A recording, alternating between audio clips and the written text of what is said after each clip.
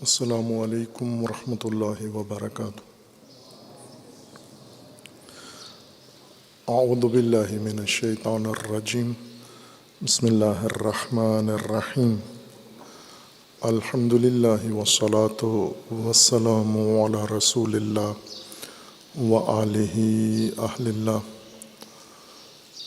واللعنۃ الدائمۃ علی اعدائہم اعداء اللہ من یوم عداوتہم الی یوم لقاء اللہ۔ عباد اللہ اوصیکم ونفسی بتقوی اللہ، اتقوا اللہ فإن خیر الزاد التقوی۔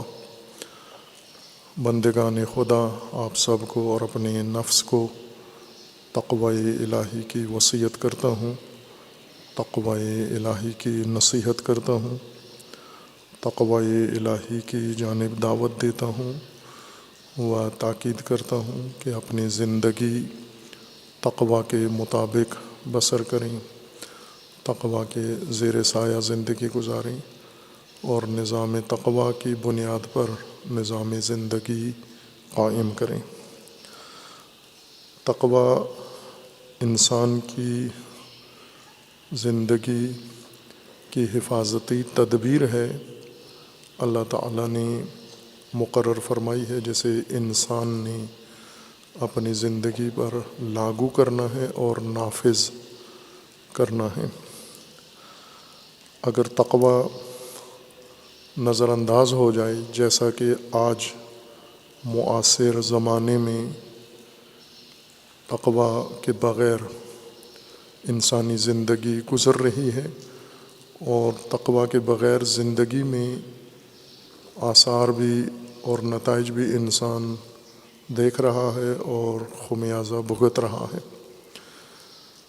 تقوی کے بغیر زندگی میں کئی حیات انسان کے لیے خطرات و آفات اور مہلکات وجود میں آتے ہیں، جن میں سے ایک امام سید ساجدین زین العابدین علیہ الصلاۃ والسلام نے اپنی حدیث شریف میں بیان فرمایا ہے کہ تقوی کے بغیر اقتدار پرست اور قیادت پرست، صدارت پرست انسان پیدا ہوتے ہیں، جن کے اندر شہوت اقتدار آ جاتی ہے۔ البتہ تقوی نہ ہونے کا یہ واحد نتیجہ نہیں ہے۔ تقوی کے بغیر ہر طرح کی خواہش اور شہوت انسان کے اندر پیدا ہوتی ہے، بڑھ جاتی ہے اور مشتعل ہو جاتی ہے۔ باقی شہوات بھی انسانی زندگی کے لیے خطرہ ہیں، آفت ہیں، لیکن سب سے بڑا خطرہ اور شہوت اقتدار کی شہوت ہے، صدارت اور قیادت کی شہوت ہے، ریاست و شہرت کی شہوت ہے۔ اگر کسی انسان میں یہ پیدا ہو جائے تو وہ تمام انسانوں کے دین کے لیے بھی خطرہ ہے، ان کے ایمان کا خطرہ ہے، ان کی زندگی کے ہر شعبہ کے لیے خطرہ ہے۔ اس حدیث میں سید ساجدین علیہ الصلاۃ والسلام فرماتے ہیں: اذا رأیتم الرجل قد حسن صمتہ وہدیہ، اگر آپ کسی ایسے شخص کو دیکھیں جس کا ظاہر بہت اچھا ہے، وتماوت فی منطقہ وتخاضع فی حرکاتہ، جو اپنی گفتگو میں بہت نرمی دکھاتا ہے۔ تماوت مریل گفتگو کو کہتے ہیں، جیسے مریل آدمی بولتا ہے جس میں کوئی سقط نہیں ہے، جان نہیں ہے۔ یہ ایک بناوٹ ہے جو انسان دوسروں کو دھوکہ دینا چاہتے ہیں تو اپنی مریل آواز نکالتے ہیں۔ تماوت موت سے ہے، تماوت یعنی مریل انداز اپنانا، جیسے مرا ہوا آدمی یا مرنے کے قریب آدمی ضعیف اور ناتوان انسان ہے، ایسی گفتگو کرتے ہیں۔ جیسے ممبر پہ بھی بیٹھ کے بعض اس طرح کی مریل گفتگو کرتے ہیں، ایسے لگتا ہے کہ خوف خدا سے آواز ہی نہیں نکل رہی اور زہد و تقوی گلے تک آیا ہوا ہے اور گلا بند ہے، زہد کی وجہ سے آوازیں نہیں نکل رہی ہیں۔ یہ تماوت ہے، مریل آواز نکال کے دوسروں کو متاثر کرنا۔ اگر کسی ایسے شخص کی آواز دیکھو اور اپنی حرکات و سکنات میں خاضع و خاشع دیکھو، فرویدن لا یغرنکم فما اکثر من یعجزہ تناول الدنیا و رکوب المحارم منہا لضعف نیتہ و مہانتہ و جبن قلبہ، تو رک جاؤ، ہرگز اس کے دھوکے میں نہیں آنا۔ اور ایسے بہت سارے لوگ ہیں جو دنیا دار ہوتے ہیں، دنیا کی خواہش رکھتے ہیں، لیکن اپنی کمزوری، ضعف اور بزدلی کی وجہ سے اسے حاصل نہیں کر سکتے۔ فنصب الدین فخا لہا، ایسے لوگ کمزور دین کو جال بنا لیتے ہیں، پھندا بنا لیتے ہیں، کڑکی بنا لیتے ہیں۔ فہو لا یزال یخذل الناس بظاہرہ، اور مسلسل اپنے ظاہر سے لوگوں کو دھوکہ دیتے ہیں۔ فإن تمکن من حرامہ اقتحمہ، اگر اس کو موقع مل جائے حرام کا فوراً اس میں کود جاتا ہے۔ وَإِذَا وَجَدْتُمُوهُ يَعِفُّ عَنِ الْمَالِ الْحَرَامِ، اور اگر آپ دیکھیں کہ وہ مال حرام سے بھی رکتا ہے، مال حرام کا موقع بھی ملے تو بھی مال حرام کے قریب نہیں جاتا، فرویدن، تو بھی رک جاؤ، لا یغرنکم فإن شہوات الخلق مختلفۃ، یہ جو مال حرام سے اجتناب کرتا ہے اس کے دھوکے میں بھی نہیں آنا، چونکہ لوگوں کی خواہشات و شہوات مختلف ہیں۔ فما اکثر من ینبو عن مال الحرام وان کثر، کتنے ایسے لوگ ہیں جو بہت بڑے مال حرام سے بھی اجتناب کرتے ہیں، وافر مقدار میں اگر انہیں مال حرام مل جائے، ہاتھ آ جائے، تو بھی نہیں ارتکاب کرتے، اسے چراتے نہیں ہیں، کھاتے نہیں ہیں، وہ واپس لوٹا دیتے ہیں جس کا ہے، تو ان کے دھوکے میں بھی نہیں آنا۔ وَيَحْمِلُ نَفْسَهُ عَلَى شَوْآحَ قَبِيحَةٍ، وہ مال حرام سے زیادہ بدتر، زیادہ قباحتیں مرتکب ہوتا ہے، یعنی یہ زانی انسان ہے جو مال لٹا کے، مال خرچ کر کے لذت زنا حاصل کرتا ہے۔ فَيَأْتِي مِنْهَا مُحَرَّمًا، جتنی کبھی اس کو باقی عادتیں ہیں، قباحت والے عمل ہیں، وہ سارے مال خرچ کر کے حاصل کرتا ہے۔ فَإِذَا وَجَدْتُمُوهُ يَعِفُّ عَنْ ذَلِكَ، اور اگر آپ اس کو مال میں بھی دیکھیں کہ یہ اجتناب کرتا ہے، ظاہر بھی بہت اچھا ہے، نمازی پرہیزگار ہے، اور نامحرم کی طرف بھی نہیں دیکھتا، اس سے بھی اجتناب کرتا ہے، فرویدن، اس صورت میں بھی رک جاؤ، لا یغرنکم حتی تنظروا ما عقدۃ عقلہ، اس صورت میں بھی آپ ٹھہر جاؤ، اس کے دھوکے میں نہ آؤ، چونکہ بہت سارے ایسے لوگ ہوتے ہیں کہ جو مال حرام سے بچتے ہیں، محرمات سے بچتے ہیں، لیکن ان کی عقل پختہ نہیں ہوتی، اس کی عقل کی پختگی کو دیکھو۔ فما اکثر من ترک ذلک اجمع، بہت سارے لوگ ہوتے ہیں تمام حرام محرمات کو ترک کرتے ہیں، ثم لا یرجع الی عقل متین، لیکن ان میں عقل پختہ نہیں ہوتی، ان کی بصیرت نہیں ہوتی، ان میں تدبیر نہیں ہوتی۔ فیکون ما یفسدہ بجہلہ اکثر مما یصلحہ بعقلہ، وہ اپنی حماقت کے ذریعے سے جو فساد کرتا ہے، خرابیاں کرتا ہے، وہ اپنی عقل کے ذریعے اصلاح سے بہت کم ہیں، چونکہ عقل ہے نہیں ہے اس کے اندر، حماقت ہے، باقی زہد بھی ہے، پرہیزگاری بھی ہے، عفت بھی ہے، لیکن عقل کے بغیر ہیں، احمق ہے۔ اور احمق انسان میں اگر اتنی اچھائیاں بھی ہوں تو بھی اس سے اجتناب کرو، اس سے دوری اختیار کرو، چونکہ وہ حماقت کے ذریعے سے جو خرابی کرے گا وہ اس حرام خور سے زیادہ ہے۔ بے عقل انسان، احمق انسان جو تباہی مچاتا ہے، وہ حرام خوروں سے، فاسق فاجر لوگوں سے زیادہ تباہی مچاتا ہے، لہٰذا اس کے بھی دھوکے میں مت آنا۔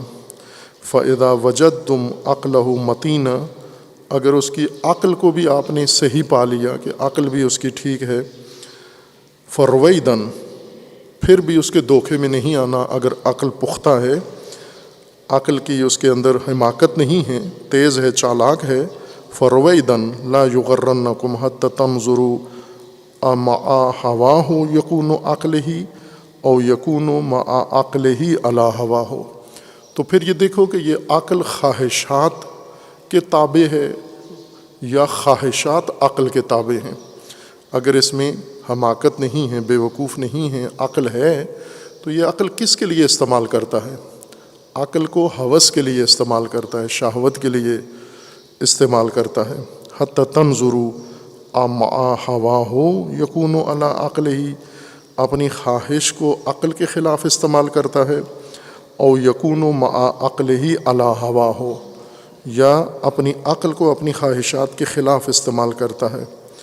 اور پھر آخر میں جو آپ نے دیکھنا ہے، اگر عقل بھی خواہشات کے لیے استعمال نہیں کرتا تو پھر یہ دیکھنا ہے وَكَيْفَ مُحَبَّتُهُ لِلرِّيَاسَاتِ الْبَاطِلَةِ وَزُهْدُهُ فِيهَا، پھر یہ دیکھو کہ باطل قیادت، ریاست، صدارت اور شہرت کی محبت اس کے دل میں کیسی ہے، اور اس بارے میں اس کا زہد کیسا ہے۔ آیا شہرت سے بھی پرہیز کرتا ہے؟ آیا صدارت و قیادت و ریاست کا جب اسے موقع ملے تو وہاں پر بھی پیچھے ہٹتا ہے، یا اس کے اندر شدید حب ہے، خواہش ہے، شہوت ہے، تمام دنیا سے بچتا ہے لیکن یہ سب کچھ شہرت کے لیے کرتا ہے۔ فَإِنَّ فِي النَّاسِ مَنْ خَسِرَ الدُّنْيَا وَالْآخِرَةَ، ایسے لوگوں کے اندر افراد موجود ہوتے ہیں جو دنیا بھی ہار چکے ہوتے ہیں اور آخرت بھی گنوا بیٹھتے ہیں، دیوالیے دنیا اور آخرت دونوں کے۔ یہ کون لوگ ہیں؟ یترک الدنیا للدنیا، یہ دنیا کو دنیا کی خاطر چھوڑ دیتے ہیں، دنیا ترک کرتے ہیں تاکہ شہرت ان کی یہ ہو جائے کہ یہ تارک دنیا ہیں، یہ زاہد ہیں، یہ پرہیزگار ہیں، یہ بڑے اچھے لوگ ہیں، چونکہ دنیا سے دوری اختیار کرتے ہیں۔ یہ شہرت کا حصول یہ خود ایک دنیا ہے، اس دنیا کے حصول کے لیے باقی دنیا چھوڑ دیتے ہیں۔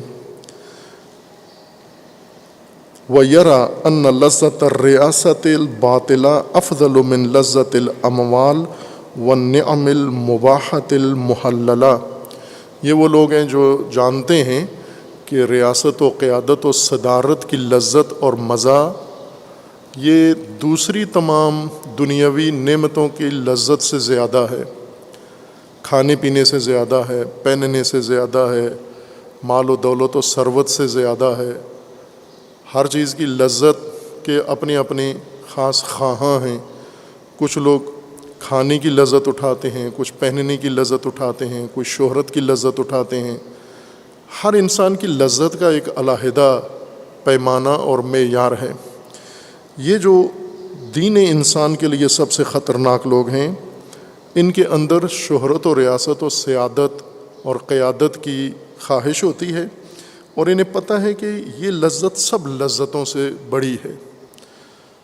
حتی اذا قیل لہ اتق اللہ اخذتہ العزۃ بالاسم فحسبہ جہنم ولبئس المہاد۔ یہ آیہ قرآن ہے جو امام سید ساجدین علیہ الصلوۃ والسلام نے اس حدیث نورانی کے استدلال میں شاہد کے طور پر پیش کی ہے۔ یہی لوگ جو دنیا کے لیے دنیا کو چھوڑ دیتے ہیں، دنیا کا ایک حصہ دنیا کے دوسرے مقصد کے لیے، ہدف کے لیے، فائدے کے لیے چھوڑ دیتے ہیں، اور لوگ ان سے متاثر ہو کر سمجھتے ہیں یہ باتقویٰ لوگ ہیں، جبکہ یہ دیوالیے ہیں دنیا و آخرت دونوں کے۔ ان کے بارے میں امام علیہ السلام فرماتے ہیں کہ ان کی علامت یہ ہے کہ اگر انہیں کہا جائے کہ اتق اللہ، تقوی اختیار کرو، معنی اس کا ہر جگہ اللہ سے ڈرو کرتے ہیں، لیکن آپ کے سامنے بیان ہوا ہے تقوی کا معنی، تقوی اختیار کرو، اللہ کی حفاظتی تدبیر اختیار کرو، اپنے آپ کو بچاؤ، محفوظ رکھو ہلاکتوں سے۔ اگر اسے تقوی کی تلقین کریں، تقوی کا تذکر دیں، اخذتہ العزت بالاسم، اس کو عزت آ لیتی ہے، اس کو فوراً احساس عزت ہونے لگتا ہے، اپنی عزت پہ سمجھتا ہے کہ حرف آ گیا ہے، یہ جو مجھے کہا جا رہا ہے اتق اللہ، اس کو اپنے لیے توہین سمجھتا ہے، اس کو اپنی عزت کے خلاف سمجھتا ہے۔ کہ مجھے روکا جا رہا ہے، کہ میں نہیں سمجھتا، آپ مجھے یہ سمجھتے ہو کہ میں اتنا آپ کی نظروں میں گیا گزرا آدمی ہوں جو مجھے آپ کہہ رہے ہیں اتق اللہ۔ ضروری نہیں کہ اس لفظ کے ذریعے سے کہا جائے اتق اللہ، ممکن ہے لفظاً کہا جائے تقوی اختیار کرو، یا ممکن ہے معنی اس کا انسان کو بتایا جائے۔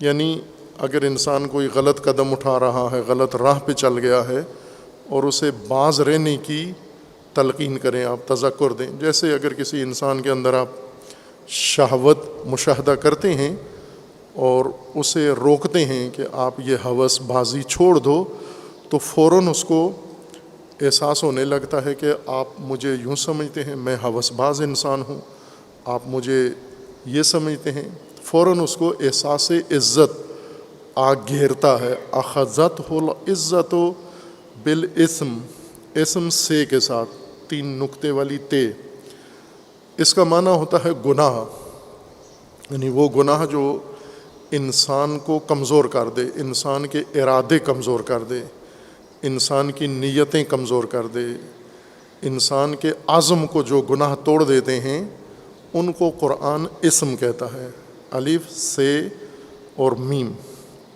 ہر گناہ کا نام ہے خاص، مثلا معصیت گناہ ہے، عصیان سے ہے، وہ گناہ جس کے اندر خصوصیت عصیان موجود ہو، سختی ہٹ درمی موجود ہو جس کے اندر۔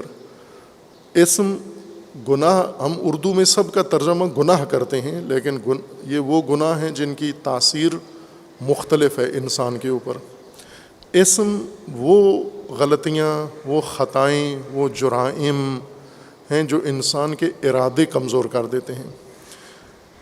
اکثر انسان سوچتے بہت اچھا ہیں، یہ ہر انسان جیسا بھی ہو عملی طور پر، کتنا ہی فاسد انسان بھی ہو، لیکن اپنے خلوت میں سوچتا، بعض اوقات اچھی سوچتا ہے، اچھی فکر کرتا ہے اپنے لیے، اپنے خاندان کے لیے، اپنے ارد گرد کے دوستوں کے لیے، یا بعض اوقات ارادہ بھی اچھا کر لیتا ہے، ایک بہت ہی اعلیٰ سطح کا ارادہ کرتا ہے، کسی بڑے کام کا ارادہ کرتا ہے، کسی بڑے کام میں شرکت کا ارادہ کرتا ہے، راہ خدا میں کوئی اچھا قدم اٹھانے کا ارادہ کرتا ہے، اور پھر اس کے بعد اپنی اس سوچ پر عمل نہیں کرتا اور اپنے ارادے پر بھی عمل نہیں کرتا، چونکہ یہ ارادہ اس کا ٹوٹ چکا ہے، یہ ارادہ اس کا کمزور پڑ گیا ہے۔ انسان کے عمل میں قوت، طاقت ارادے سے آتی ہے۔ جو لوگ عمل کرتے ہیں مسلسل تسلسل کے ساتھ، پیگیری کے ساتھ، جد کے ساتھ، اور عمل کو اپنے انجام تک، نتیجے تک پہنچاتے ہیں، راستے میں انہیں جتنی مشکلات پیش آئیں وہ ان مشکلات سے پیچھے نہیں ہٹتے، تھکتے نہیں ہیں، اکتاتے نہیں ہیں، کسی صورت میں بھی دستبردار نہیں ہوتے۔ یہ قوت ان کے اندر ان کے ارادے کی وجہ سے آتی ہے، ارادہ ان کا قوی ہوتا ہے بہت۔ لیکن یہ کم لوگ ہیں جن کے اندر اتنا قوی مضبوط ارادہ ہوتا ہے۔ کرتے اچھا ارادہ سب ہیں بلا استثناء، سب لوگ ارادے کے لحاظ سے، چونکہ فطرت ہے انسان کے اندر، اور انسانی فطرت جب تک نفس میں موجود ہے تو اس وقت تک ارادہ اچھا تشکیل پاتا ہے، لیکن یہ اچھا ارادہ اپنے انجام تک نہیں پہنچتا، اس وجہ سے کہ بیچ میں ٹوٹ جاتا ہے، کمزور پڑ جاتا ہے۔ جو چیزیں ارادے کو کمزور کرتی ہیں ان کو اسم کہتے ہیں عرب اپنی زبان میں۔ کو بہت ساری چیزیں آڑے آ جاتی ہیں، رکاوٹ آ جاتی ہیں، کہیں کوئی خطرہ محسوس ہوتا ہے، اس نے بھی ارادے کو کمزور کر دیا، کہیں آرام آسائش کی خواہش انسان میں آتی ہے، گرمی ہے، ابھی دور ہے، وقت لگے گا، زحمت ہوگی، تو بھی ارادہ کمزور پڑ جاتا ہے۔ یا کہیں کوئی اور متبادل انسان کو کوئی لذت یا کوئی نعمت میسر آ جاتی ہے، اس کی خاطر اپنا ارادہ بدل دیتا ہے، ارادہ کمزور پڑ جاتا ہے۔ کوئی دوست ایسا ساتھی مشورہ دے دیتا ہے، ذہن میں شبہ ڈال دیتا ہے، جس کی وجہ سے انسان کا ارادہ بدل جاتا ہے، کمزور ہو جاتا ہے۔ اور بعض اوقات انسان ایسے گناہ کرتا ہے، ایسے جرم کرتا ہے جو انسان کے ارادے پر اثر انداز ہوتا ہے، ارادے کو، انسان کے ارادے کو کمزور کر دیتے ہیں گناہ، ان گناہوں کو خصوصاً اسم کہتے ہیں۔ یہ شخص جیسے کہا جائے اتق اللہ، تقوی اختیار کر، اخذتہ العزت بالاسم، عزت شدت کو کہتے ہیں عربی زبان میں۔ اردو میں ہم انسان کے وقار، انسان کی شہرت، انسان کی بڑھیا شخصیت، انسان کے احترام کو اردو میں عزت کہتے ہیں۔ یہ اردو کا معنی ہے جسے ہم اکثر استعمال کرتے ہیں، لیکن عربی میں عزت کا مطلب ہوتا ہے سختی۔ سختی دو طرح کی سختی ہے۔ ایک سختی یہ ہوتی ہے کہ انسان کسی یا سخت شے کسی دوسری چیز کے اوپر اپنی سختی کی حالت کو اثر ڈالتی ہے، جیسے لوہا سخت ہے، کسی شے پر ماریں تو اس شے کو توڑ دیتا ہے، ایک سختی ہے۔ پتھر سخت ہے، کسی دوسری چیز کو، انسان کو ماریں تو اس کا جسم زخمی کر دیتا ہے، ہڈی توڑ دیتا ہے۔ ایک سختی یہ ہے کہ اگر کوئی چیز اس پہ لگے تو یہ اس کے اثر کو روک لیتا ہے، قبول نہیں کرتا۔ نرم چیز کو اگر کوئی پتھر لگے تو وہ فوراً اس میں ڈنٹ پڑ جاتا ہے، اس میں خرابی ہو جاتی ہے، ٹوٹ جاتی ہے وہ شے، لیکن سخت چیز اس چوٹ کو برداشت کر لیتی ہے، چوٹ کے نتیجے میں ٹوٹتی نہیں ہے وہ شے جو کسی چوٹ کے نتیجے میں یا کسی رسوخ کے نتیجے میں مقاومت رکھتی ہو، سختی اس معنی میں، یعنی اس کو اپنے وجود پر اثر انداز نہ ہونے دے، اس کو عزت، عرب اس کو عزت کہتے ہیں۔ عزت اللہ تعالیٰ کے اسماء حسنہ میں سے اور صفات میں سے بھی عزت ہے۔ اللہ کی ذات عزیز ہے۔ عزیز کا معنی اللہ کے بارے میں وہ نہیں جو اردو میں ہم لیتے ہیں، یعنی بڑا مقام ہے، بڑا احترام ہے، بڑی شہرت ہے، سب اللہ کے گن گاتے ہیں، حمد پڑھتے ہیں، ہر جگہ اللہ کے چرچے ہیں، جو ہم اردو میں کہتے ہیں بڑی عزت اللہ نے دی ہوئی ہے۔ یہ نہیں ہے عزت اللہ کی۔ اللہ کی عزت یہ ہے کہ کوئی دوسری چیز اللہ کی ذات سے باہر مخلوق میں سے کوئی بھی اللہ کی ذات پر اثر انداز نہیں ہو سکتی، اللہ کو متاثر نہیں کر سکتے کسی طرح سے بھی، اللہ کی ذات میں رخنا نہیں کر سکتے، اللہ کے ارادے میں، اللہ کے علم میں، اللہ تعالیٰ کے نظام میں کسی جگہ بھی کوئی دوسرا رخنا نہیں کر سکتا کسی پہلو سے بھی۔ یہ معنی ہے عزیز کا۔ عزیز اسی کو کہتے ہیں۔ ذلیل، ذلیل نرمی سے ہے، ذلیل وہ شخص ہوتا ہے جس پر دوسرے اثر انداز ہو جاتے ہیں، جس کے حرمت پہ دوسرے اثر انداز ہو جاتے ہیں، جس کے شخصیت پر دوسرے انداز ہو جاتے ہیں، جس کے دین و مذہب پر دوسرے اثر انداز ہو جاتے ہیں، لیکن جس کے اندر یہ توانائی ہو، طاقت ہو، مضبوطی ہو، کسی کو اثر انداز نہ ہونے دے، اس کو عزیز کہتے ہیں۔ یہ عزت ہے۔ یہ شخص جو شہرت پسند ہے، قیادت پسند ہے، صدارت کی خواہش ہے، اس کے اندر ہوس ہے، یہ امام علیہ السلام فرماتے ہیں یہ سب سے خطرناک شہوت ہے۔ ہم یہ سمجھتے ہیں کہ وہ شہوت جنسی جس کے اندر انسان کوئی مبتلا ہو جائے اور وہ فساد کرے، نعوذ باللہ زنا کرے، لواط کرے، وہ ہماری نظروں میں بہت برا آدمی ہوتا ہے۔ امام سید ساجدین علیہ السلام فرماتے ہیں اس سے بھی برا وہ انسان ہے جس کے اندر شہوت اقتدار، شہوت صدارت، شہوت قیادت جس کے اندر پیدا ہو جائے، یہ اس سے بھی برا انسان ہے۔ اس برے کو جس کے اندر شہوت جنسی ہے یا شہوت مال ہے یا شہوت دنیا ہے، اس کا نقصان بھی کم ہے اور اس کو روکا بھی جا سکتا ہے اور اس کے نقصان کی تلافی بھی کی جا سکتی ہے، اس پر حد جاری کی جا سکتی ہے۔ لیکن یہ جو ضرر پہنچاتا ہے، جس کے اندر صدارت و قیادت کا شوق ہوتا ہے، یہ لوگوں کا دین تباہ کرتا ہے، لوگوں کی دنیا تباہ کرتا ہے، لوگوں کی عاقبت تباہ کرتا ہے، اس لیے کہ یہ مرکز بننا چاہتا ہے، اپنے پیچھے لوگوں کو لگانا چاہتا ہے، لوگوں کا محور بننا چاہتا ہے، قیادت کرنا چاہتا ہے قوم کی، اپنی کمیونٹی کی، اس لیے یہ جو بربادی مچائے گا یہ دوسروں سے کہیں زیادہ، اور تلافی بھی نہیں ہو سکتی اس کی، یہ زیادہ خطرناک ہے۔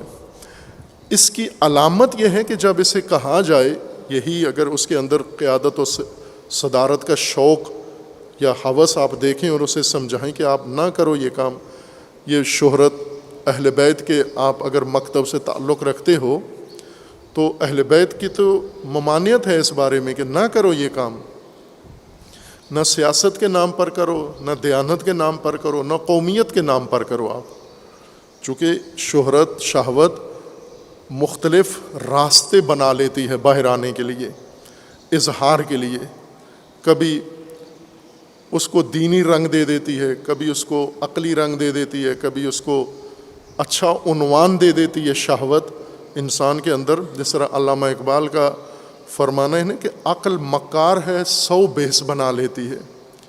عقل بہت مکاری کا نام ہے، 100 بھیس بنا لیتی ہے. پھر انسان کے اندر اگر چالاکی بھی ہو، شہوت اقتدار ہو، سیادت ہو، قیادت و صدارت کی شہوت بھی ہو اور چالاک بھی ہو، یہ اس شہوت کو جو رنگ دیتا ہے اس سے دوسرے مومنین بہت متاثر ہوتے ہیں. وہ تو سمجھتے ہیں کہ اس جیسا باکمال انسان اللہ نے پیدا ہی نہیں کیا. یہ شخص جو رنگ دیتا ہے، اسے اگر آپ جا کر سمجھائیں کہ چھوڑ دو، یہ حب قیادت ممنوع ہے مکتب اہل البیت میں، اس کی ممانعت ہے، یہ آپ کے لیے بھی اور آپ کے دین و قوم کے لیے نقصان دہ ہے.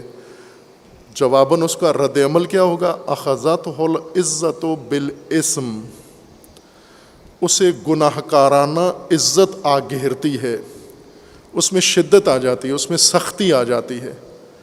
وہ یہ آپ کو تأثر دے گا کہ آپ مجھے توڑنا چاہتے ہیں، میرا آپ ارادہ سست کرنا چاہتے ہیں، مجھے قیادت سے دور رکھنا چاہتے ہیں. آپ اپنی شان کے خلاف سمجھے گا اس چیز کو، اپنے توہین سمجھے گا اس کو، اور وہ بھی مجرمانہ طور پر. اخذتہ العزت بالاسم، مجرمانہ عزت اس کے اوپر طاری ہو جاتی ہے، احساس عزت و سختی، لہذا ہٹ دھرمی کرتا ہے اور آپ کو متہم کرے گا، آپ کے خلاف پراپوگنڈا کرے گا کہ آپ نے مجھے اس عبادت سے روکا ہے. میں قوم کی خدمت کرنا چاہتا ہوں، میں قوم کو ترقی دینا چاہتا ہوں، میں ملک آباد کرنا چاہتا ہوں، میں مملکت کی خدمت کرنا چاہتا ہوں، میں مذہب کو پھیلانا چاہتا ہوں، اور آپ یہ ساری سعادتیں مجھ سے چھین رہے ہیں.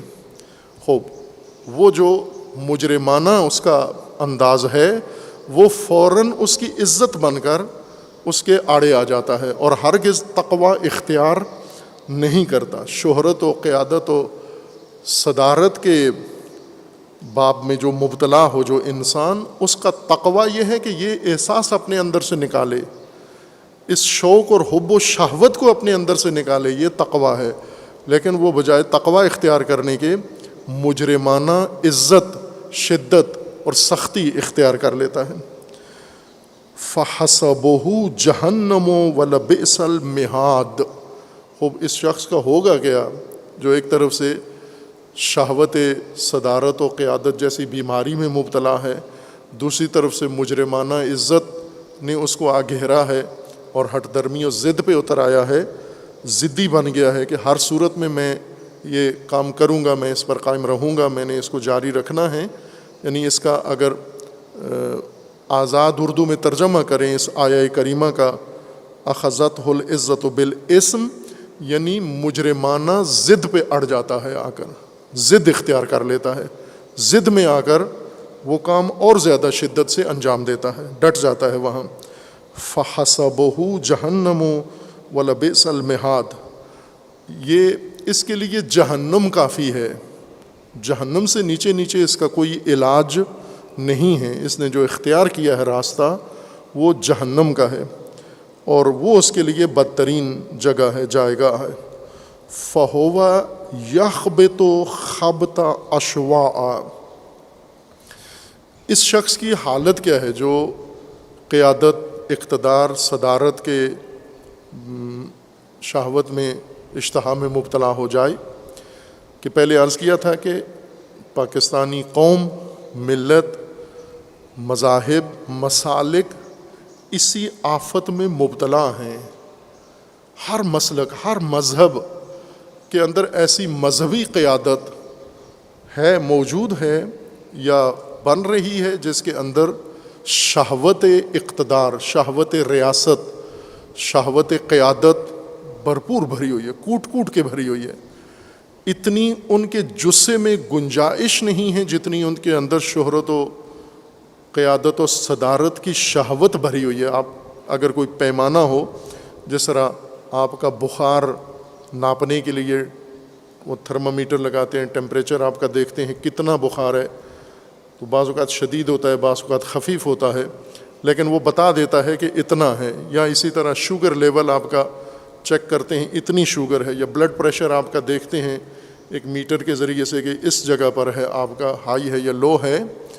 اگر شہوت ناپنے کا کوئی تھرمامیٹر کشف ہو جائے، بنا لیا جائے، موجود ہے لیکن وہ جسمانی فزیکل نہیں ہے، مانوی ہے، جو امام سید ساجدین علیہ السلام نے فرمایا ہے. لیکن اگر فزیکل ہو تو آپ حیران ہوں گے کہ انسان کے جسے سے، انسان کے روح سے بھی بڑی اس کے اندر طاقت شہوت ہے، قیادت و شہرت و ریاست و صدارت کی اس کے اندر اتنی خواہش ہے. فہوا یخبط خبط اشواء، یہ شخص خبط میں مبتلا ہے، خبطی انسان ہے. یہ خبط اردو میں بھی استعمال ہوتا ہے، عموماً پاگل کو کہتے ہیں، جس کے دماغ پر کوئی چیز سوار ہو جائے اور اس ذہن میں آئی ہوئی بات کے مطابق پھر وہ نہ کسی کی سنتا ہے، نہ کسی کی مانتا ہے، نہ کسی سے پوچھتا ہے، وہ اسی کے اندر لگا رہتا ہے کہ میں نے یہ کام کر کے رہنا ہے. یہ خبط ہے. جیسے کسی لڑکے کے ذہن میں آ جائے میرے پاس موبائل ہونا چاہیے، اب اس کو ماں باپ کہتے ہیں پیسے نہیں ہیں، یا تیری یہ ضرورت ہی نہیں ہے، یا تیرے لیے یہ نقصان دہ ہے، لیکن وہ کسی کی نہیں سنتا. اس کے ذہن پر ایک بات بیٹھ گئی ہے کہ یہ میں نے لینا ہے. یہ خبط ہے. جو چیز سوار ہو جائے ذہن میں خمار بن کے، یہ خبط کہلاتا ہے اردو میں. عربی میں خبط اندھیری رات میں بغیر کسی جہت کے چلنے کو خبط کہتے ہیں. رات جب بجلی نہ ہو اور آپ گھر کے اندر یا گھر سے باہر نکل پڑیں اور آپ کو خود معلوم نہ ہو کہ میں نے کہاں جانا ہے، رات اندھیری ہے، گپ اندھیرا ہے، نظر کچھ بھی نہیں آتا، اور آپ نکل بھی پڑے ہیں کہیں جانے کے لیے، سمت بھی مشخص و معین نہیں ہے، کوئی ارادہ بھی نہیں ہے، پوچھیں کہاں جانا چاہتے ہو، کوئی ارادہ نہیں ہے. اس اندھیرے میں بغیر سمت کے، بغیر جہت کے تعین کے نکل پڑنا، یہ خبط ہے. یہ جو شخص شہوت اقتدار، شہوت قیادت و صدارت و ریاست میں مبتلا ہو جاتا ہے، اس کو ایک بیماری اور لگتی ہے. اس بیماری سے بیماری نکلتی ہے. جیسے کہتے ہیں اگر کرونا میں خدا نخواستہ کوئی مبتلا ہو گیا اس وبا میں، تو اس کو اور دل کی بیماریاں اور ہوں گی، ذہنی بیماریاں ہوں گی، فلاں فلاں بیماریاں بھی پیدا ہوں گی. مانوی بیماریاں بھی ایسے ہی ہیں. اگر کسی کے اندر شہرت و شہوت قیادت صدارت پیدا ہو گئی تو خبط ضرور اس کے اوپر سوار ہوگا، خبطی ہو جائے گا. خبط کیا ہے؟ یعنی بے جہت حرکتیں کرے گا، بے مقصد اندھیرے ظلمت میں یہ قدم اٹھائے گا، دوڑے گا، ٹامک ٹوئیاں مارے گا کہ کہیں سے بھی مجھے قیادت مل جائے. بس اس گروپ کے پاس جائے گا، اس گروپ کے پاس جائے گا، اس کی جا کر دھوکہ دے گا، اس کو جا کر دھوکہ دے گا، دوستوں کے پاس جائے گا، دشمنوں کے پاس جائے گا، اپنوں کے پاس جائے گا، پرائے کے پاس جائے گا. اسے کچھ سمجھ میں نہیں آ رہا کیا کرے. فقط ایک دھن سوار ہے اس پر کہ میں اس صدارت کی سیٹ پر بیٹھ جاؤں، قیادت کی سیٹ پر بیٹھ جاؤں، ریاست مجھے مل جائے، شہرت مجھے مل جائے. اس کے لیے خبط اس پر سوار ہوتا ہے. یعنی بے مقصد، بے جہت اور بغیر تعین کے، ڈائریکشن کے، وہ ہر طرف سر کھپاتا ہے، ہر طرف دوڑتا ہے. اور یہ ایسے عالم میں ہے کہ اس کے آنکھوں کے سامنے روشنی بھی نہیں ہوتی. اشوا، عشاء جس سے ہے، عشاء سے ہی اشوا ہے. اشوا، عشاء اسی وجہ سے کہتے ہیں اس وقت کو جب اندھیرا چھا جائے. مغرب اس وقت کو کہتے ہیں کہ جب سورج غروب ہو جائے لیکن اندھیرا نہیں ہوا، اندھیرا ابھی نہیں چھایا ہے. عشاء کا مطلب یہ ہوتا ہے کہ وہ جتنی ہلکی سی افق کی روشنی تھی وہ بھی افق سے ختم ہو گئی ہے، اس کو عشاء کہتے ہیں۔ آسان ہے عشاء کا وقت معین کرنا کہ افق چاروں طرف آپ دیکھیں، نہ مغربی افق پر روشنی ہو نہ مشرقی افق پر روشنی ہو۔ مشرقی افق کی روشنی پہلے ختم ہو جاتی ہے، مغربی جہاں سورج غروب ہوتا ہے وہاں کچھ دیر تک روشنی رہتی ہے، تقریباً غروب کے آدھ گھنٹے تک مغربی افق پر روشنی رہتی ہے۔ جب تک مغربی افق پر روشنی ہے عشاء نہیں ہوئی۔ عشاء کا وقت اس وقت ہوتا ہے جہاں سورج غروب ہوا ہے وہاں بھی اندھیرا چھا جائے، وہاں پر بھی ظلمت آ جائے، اس کو عشاء کہتے ہیں۔ اور یہ اندھیرا جب پوری زمین پر چھا جائے تو یہ اشوا ہے، خبط بے جہت چلنا، اشوا اندھیری رات میں، گپ اندھیرے میں۔ یہ جو قیادت کا خواہاں ہے یہ اس اندھے کی طرح ہے، خبتی کی طرح ہے، پاگل کی طرح ہے، جو ہر سمت کوشش کر رہا ہے، ہر سمت ہاتھ مار رہا ہے، ہر طرف قسمت آزمائی کر رہا ہے کہ کہیں سے مجھے قیادت و یہ صدارت مل جائے۔ یقودہ اول باطل الی ابعد غایات الخسارہ۔ امام سید ساجدین علیہ الصلوۃ فرماتے ہیں کہ یہ شخص خبتی جب قیادت و صدارت کے خبط میں اٹھ کے نکل پڑتا ہے اور ہر سمت ٹامک ٹوئیاں مار رہا ہے، اول باطل جو اس کی راہ میں آتا ہے، چونکہ اندھیرے میں جا رہا ہے، اس کو تشخیص تو نہیں ہے حق کیا ہے باطل کیا ہے، اگر تشخیص ہو بھی تو اس کے ذہن پر شہوت سوار ہے، عقل پر، قیادت و صدارت کی شہوت سے مغلوب ہے اس کی عقل، لہٰذا جو ہی پہلا باطل اس کے سامنے آتا ہے، یقودہ اول باطل، پہلا باطل ذریعہ، پہلا باطل موقع، پہلا باطل سبب، پہلا قیادت تک پہنچنے کا پہلا باطل نظام، مثلا کوئی سیاسی جماعت ہے جس میں اس کو نظر آتا ہے کہ اس کے ذریعے میں اپنی قیادت تک پہنچ سکتا ہوں، اس کے ذریعے سے میں اقتدار حاصل کر سکتا ہوں، جتنا بھی چاہیے، محلے کا اقتدار ہو، مسجد کا اقتدار ہو، یا کسی تحصیل ضلع کا اقتدار ہو، یونین کونسل کی حد تک اقتدار ہو، کسی دینی مرکز کا اقتدار ہو، کسی اور سلسلے کا جماعت کا اقتدار ہو، اس اقتدار تک پہنچنے کے لیے اسے ہر طرف نگاہیں دوڑاتا ہے۔ پہلا باطل ذریعہ، پہلا غلط ذریعہ، پہلا شیطانی وسیلہ جو اس کی نظر میں آتا ہے کہ یہ مجھے اقتدار تک پہنچا سکتا ہے، اسی سے متوسل ہو جاتا ہے، اسی سے متمسک ہو جاتا ہے، اور وہ پہلا باطل اس کو لے جاتا ہے، رہنمائی کرتا ہے اس کی الی ابعد غایات الخسارہ، وہ اس کو نقصان، خسارے اور گھاٹے کے دور ترین نقطے پر جا پہنچاتا ہے۔ پہلا باطل جس کو یہ وسیلہ بناتا ہے اپنے اقتدار تک پہنچنے کا، یہ پہلا باطل ہی، ممکن ہے وہ کوئی شخص ہو، ممکن ہے کوئی گروہ ہو، کوئی گینگ ہو، ممکن ہے کوئی ادارہ ہو، ممکن ہے کوئی پولیس ہو، ایس ایچ او ہو، تھانے دار ہو، کوئی وکیل ہو، کوئی بھی ہو، کوئی مذہبی طبقہ ہو، کوئی عالم ہو، مولانا ہو، جس کو بھی اپنے اقتدار تک پہنچنے کے لیے یہ سہارا بناتا ہے، وہ اسے نقصان، گھاٹے اور خسارے کے دور ترین نقطے پر جا کر پھینک دیتا ہے۔ وَيَمُدُّهُ رَبُّهُ بَعْدَ طَلَبِهِ لِمَا لَا يَقْدِرُ عَلَيْهِ فِي طُغْيَانِهِ۔ اب ایسے میں جب ایک شخص اس بیماری میں مبتلا ہو جاتا ہے، قیادت و شہوت جیسے عارضے میں مبتلا ہو جاتا ہے، حب اقتدار اس کے اندر آ جاتی ہے، تو پروردگار اس کے ساتھ کیا کرتا ہے؟ آیا رب تعالی دیکھ کے صرف اس کو نظارہ کر رہا ہے کہ یہ دیکھیں کیا کرتا ہے، کہاں جاتا ہے، اقتدار تک پہنچتا ہے، نہیں پہنچتا ہے؟ نہ، ایسے نہیں ہیں، بلکہ یمدہ، مدد دیتا ہے اس کو، اللہ بھی مدد دیتا ہے۔ کس میں مدد دیتا ہے؟ یمدہ، یمدہ یعنی آگے بڑھاتا ہے۔ امداد، ہم امداد کہتے ہیں اردو میں، مدد، ضرورت کی کوئی چیز، یعنی پیسہ کسی کو دے دینا یہ مدد ہے، یا ضرورت کی چیز اس کو دے دینا، مشکل وقت میں وہ چیز فراہم کر دینا جس سے اس کی مشکل برطرف ہو جائے ہم اس کو مدد کہتے ہیں۔ عربی میں مدد اس شے کو نہیں کہتے، مدد آگے، یعنی کسی شے کی کسی کی طرف کوئی چیز آگے بڑھانے کو مدد کہتے ہیں۔ امداد یعنی آگے بڑھا دیا آپ نے، اس کی ضرورت کی چیز آگے بڑھا دی۔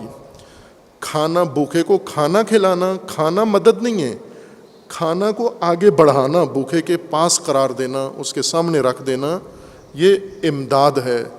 نصرت کو یا ضرورت کی چیز کو، وسیلے کو آگے اس تک پہنچا دینا، یہ مدد ہے۔ یہ وہی اصطلاح ہے جو آپ قرآن کریم میں پڑھتے ہیں، انشاءاللہ کہ پڑھتے ہیں۔ اب موجودہ نسل کے بارے میں یہ بدگمانی نہیں کی جا سکتی کہ قرآن پڑھتے ہیں یا قرآنی اصطلاحات ان کو معلوم ہوتی ہیں۔ پہلے ہوتا تھا، بچوں کو والدین گھروں میں قرآن پڑھاتے تھے، مدرسوں میں پڑھاتے تھے، مسجدوں میں پڑھاتے تھے۔ اب تو موبائلوں کی دنیا ہے، ماں باپ کو بھی قرآن پڑھنا نہیں آتا، بچوں کو کہاں سے آئے گا؟ قرآن پڑھنے والوں کو پتہ ہوتا ہے کہ ایک اصطلاح ہے اس کی مد، ایک ہے شد، ایک ہے مد، کہ اس کو مد کے ساتھ پڑھیں آپ۔ الف کے اوپر مد ہے، بے کے اوپر مد ہے، فلاں کے اوپر مد ہے۔ مد کا مطلب کیا ہوتا ہے؟ کھینچنا، آواز کو تھوڑا سا کھینچنا، یہ مد ہے، یہ آواز کو تھوڑا سا بڑھا دینا آگے، یہ مد ہے۔ وہی معنی مدد اور امداد میں بھی ہے، وہاں آواز بڑھانا ہے، کھینچنا ہے، یہاں پر کوئی چیز آگے بڑھانا ہے، اس کو امداد کہتے ہیں۔ خوب جب یہ شخص صدارت و قیادت اور شہرت کی بیماری میں مبتلا ہوتا ہے تو پروردگار اس کی امداد کرتا ہے، یعنی تمام وہ ذریعے جو اس کو بربادی تک لے جائیں، اس شہوت میں وسیلے، وہ سب اللہ تعالیٰ اس کی طرف بڑھا دیتا ہے۔ یمدہ ربہ، اس کا رب بھی اس کی امداد کرتا ہے۔ بعد طلبہ، اس کو تشخیص دے کر، اس کی طلب کے بعد، یا اس کا معنی یہ ہے کہ یعنی یا رب اس کو طلب کر کے اس کی مدد کرتا ہے، یا پھر یہ شخص جب طلب شروع کرتا ہے، جستجو شروع کرتا ہے قیادت کی، صدارت کی، پھر رب مدد کرتا ہے کس کی؟ لما لا یقدر علیہ فی طغیانہ، اللہ تعالیٰ اس کے مد نظر ایسا راستہ رکھ دیتا ہے جو یہ اپنے طغیان میں ہرگز اس تک نہیں پہنچ سکتا۔ جب انسان میں شہوت ابھرتی ہے، طغیان آ جاتا ہے، اور جن کے اندر قیادت، صدارت کی شہوت ہے، ان کا طغیان آپ محاسبہ کریں کتنا ہے۔ ابھی آپ دیکھ رہے ہیں پاکستان کے اندر جو اقتدار پرست لوگ ہیں، ملکی اقتدار کے لیے کتنی 20-30 جماعتیں ہیں، یہ ایک دوسرے کے جس طرح بخیے ہدیڑ رہے ہیں، جس طرح ملک نابود کر رہے ہیں، جس طرح قوم کے لیے عذاب بنے ہوئے ہیں، جس طرح زبانوں سے ہذیان بکتے ہیں، ہر چیز دو پر لگائی ہوئی ہے انہوں نے، صرف اس لیے کہ ان کو وزارت مل جائے، ان کو صدارت مل جائے، یہ اقتدار میں آ جائیں۔ اقتدار میں آ کے کیا کریں؟ اقتدار میں آ کے اور زیادہ عذاب بن جائیں، نہ کہ اقتدار میں آ کر کوئی خدمت کریں، اقتدار میں آ کر اقتدار کی لذت اٹھائیں، بیٹھیں، ٹی وی پہ آئیں، کرسی پہ آئیں، لوگوں کے سامنے بیٹھیں، وزیر اعظم بن کر۔ احساس ہے اندر انسان کی، اتنا شیطان کے اندر احساس، غرور نہیں ہے جتنا اس شخص کے اندر ہوتا ہے جو اقتدار کی خواہش کے بعد وزارت کی سیٹ پہ جا بیٹھتا ہے، اور جو گھمنڈ اس کے اندر پیدا ہوتا ہے، میں اب کہاں بیٹھا ہوا ہوں۔ یہ خدا کو بھی اپنے ٹکر کا نہیں سمجھتا، یہ خدا سے بھی اپنا مقام اوپر سمجھتا ہے۔ یہ ان کے اعمال ایسے بتاتے ہیں۔ خوب پھر اللہ تعالیٰ اس کا مزہ چکھانے کے لیے، چونکہ ہر شہوت کا انجام جہنم ہے، ہر ہوس کا انجام جہنم ہے، اللہ تعالیٰ اس صدارت پسند، اقتدار پسند کو کس جہنم میں دھکیلے گا؟ دنیا میں۔ یمدہ لما لا یقدر علیہ فی طغیانہ، اپنے اس طغیان میں، شہوت میں، اللہ اس کے سامنے وہ مقصد رکھ دیتا ہے جو یہ اپنی پوری زندگی میں تمام تر طغیان کے ساتھ اس تک پہنچ ہی نہیں سکتا، اس پر دسترس حاصل نہیں کر سکتا، اس مقام تک نہیں پہنچ سکتا، پھر اس کی جستجو میں خدا اس کو ڈال دیتا ہے، نہ ختم ہونے والی شہوت اس کے اندر پیدا ہوتی ہے۔ فہوا، اب چونکہ طاقت نہیں ہے اس حد تک پہنچنے کی، فہوا یحل ما حرم اللہ، اس کی کوشش یہ ہوتی ہے کہ دوسرے سب کو نابود کرے۔ اقتدار کا راستہ یہ ہے، اقتدار تاریخ آپ پڑھ لیں مسلمان حکمرانوں کی، غیر مسلمان حکمرانوں کی، کہ اقتدار کے خواہش مند جب تک دوسرے امیدواروں کو نابود نہ کر لیں، سرکوب نہ کر لیں اور ان کو تباہ نہ کر دیں، اس وقت تک ان کو تسلی نہیں ہوتی کہ ہمیں اقتدار ملے گا یا ملا ہوا اقتدار بچے گا، اس لیے باقی سب کا ملیہ میٹ کرتے ہیں، باقی سب کو نابود کرتے ہیں، تباہ کرتے ہیں۔ سابقہ وزیر اعظم نے کئی دفعہ کہا کہ میرا حسرت ہے کہ 500 آدمی لٹکا دوں میں پاکستان کے اندر، چونکہ 500 ہی ہیں جن کے اندر قیادت و صدارت کی ہوس پائی جاتی ہے، لہٰذا ان کو یہ خواہش تھی کہ مجھے ایسا موقع مل جائے کہ میں یہ 500 سارے لٹکا دوں تاکہ میرا اقتدار دائمی ہو جائے، یہ ان کی خواہش ہوتی ہے۔ فَهُوَ يَحِلُّ مَا حَرَّمَ اللَّهُ، یہ اپنے اقتدار تک پہنچنے کے لیے سہارا لیتا ہے حرام کا، جو اللہ نے حرام قرار دیا اس کو یہ حلال اور جائز قرار دیتا ہے۔ وَيُحَرِّمُ مَا أَحَلَّ اللَّهُ، اور جس کو اللہ نے حلال قرار دیا اسے حرام قرار دیتا ہے۔ لا یبالی ما فات من دینہ اذا سلمت لہو ریاستہ، اسے کوئی پرواہ نہیں ہے اگر ریاست، قیادت، وزارت، صدارت مجھے ملتی ہے، پھر کسی چیز کی پرواہ نہیں ہے۔ جو دین مرتا ہے، ختم ہوتا ہے، مٹتا ہے، پائمال ہوتا ہے، اللہ کی حدود اس کی، اسے کوئی پرواہ نہیں ہے۔ التی قد شقی من اجلہا، جس کی خاطر، جس کے حصول کے لیے یہ اتنا شقی، اتنا سخت دل، اتنا تنگ دل، سنگ دل بن گیا ہے، اتنا بدبخت بن گیا ہے۔ فَأُولَئِكَ الَّذِينَ غَضِبَ اللَّهُ عَلَيْهِمْ، یہ ہیں مغضوب خدا، ان پر اللہ کا غضب ہے۔ وَلَعْنَهُمْ، اور ان پر اللہ کی لعنت ہے۔ وَأَعَدَّ لَهُمْ عَذَابًا مُهِينًا، ان کے لیے توہین آور عذاب اللہ تعالیٰ نے مقرر کیا ہوا ہے، جن کے اندر ریاست، شہرت، صدارت و وزارت کا اشتیاق ہوتا ہے، ہوس ہوتی ہے، خواہش ہوتی ہے۔ اب اس کے بعد امام علیہ السلام یہ اقتدار پرستوں کا ذکر کرنے کے بعد فرماتے ہیں وَلَٰكِنَّ الرَّجُلَ كُلَّ الرَّجُلِ نِعْمَ الرَّجُلُ هُوَ الَّذِي جَعَلَ هَوَاهُ تَبَعًا لِأَمْرِ اللَّهِ۔ اب پھر کوئی بچہ ہے جس کو ہم رہنمائی کے لیے مانیں، جس کی بات مانیں، جس کے پیچھے چلے ہم؟ امام فرماتے ہیں ہے وہ رجل، وَكُلَّ الرَّجُلِ وَنِعْمَ الرَّجُلُ، وہ موجود ہے، اس کو بعد میں انشاءاللہ بیان کریں گے۔ اللہ تعالی ہم سب کو ان شہوات سے، ان مہلکات سے، شہرت پسندی، اقتدار پسندی، وزارت پسندی، صدارت پسندی جیسی مہلک بیماریوں سے اللہ تعالی نجات دے سب کو، اور جو ان بیماریوں میں مبتلا ہیں ان کے شر سے اللہ تعالیٰ قوم اور ملک و ملت کو اور دین کو نجات عطا فرمائے انشاءاللہ۔ اعوذ باللہ من الشیطان الرجیم، بسم اللہ الرحمن الرحیم۔ انا اعطیناک الکوثر فصل لربک وانحر ان شانئک هو الابتر۔